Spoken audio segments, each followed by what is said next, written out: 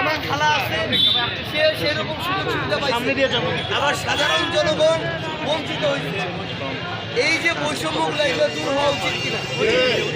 আমরা আমাদের জায়গা থেকে এই যে জুলাইয়ের একটা অভ্যুত্থান, এই অভ্যুত্থানের আমাদের প্রেরণা হচ্ছে এই বিষয়গুলো, যে এই সামগ্রিক বৈষম্যটার একটা সংস্কার হওয়া দরকার। আমরা ওই জায়গা থেকে আমরা এতদিন যেই স্বপ্নগুলা নিয়ে আশার কথা নিয়ে এত মানুষ জীবন দিল এগুলা, এবং নতুন বাংলাদেশে আমরা যা যা চাই, আমরা চাই যে এগুলো সবগুলো একটা লিখিত আকারে একটা ঘোষণাপত্র আসুক। এটা আসা উচিত কিনা?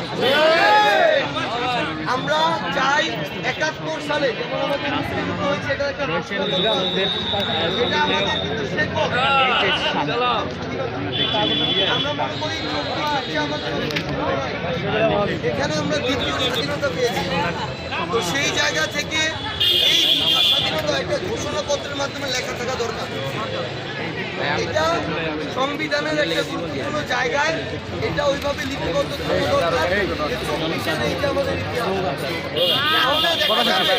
আবার যদি 15-20 বছর পর খুনি হাসিনা বা তার দোসররা এই বাংলাদেশে আসে, তখন আমরা যারা একসাথে আন্দোলন করছিলাম সবাইকে অপরাধী বানায় জেলে ঢুকাচ্ছে ইনশাআল্লাহ।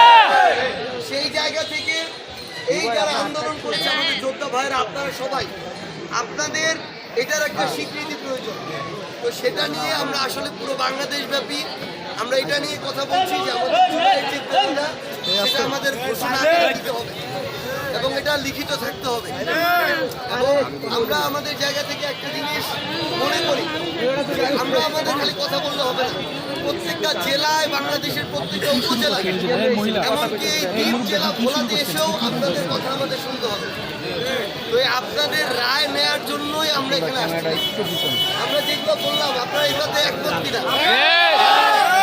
তাহলে আপনাদের এই কথাগুলোই আমরা অন্তর্বর্তীকালীন সরকারের কাছে তুলে ধরবো, বাংলাদেশের রাজনৈতিক দলগুলোর কাছে তুলে ধরবো। আমাদের এখানে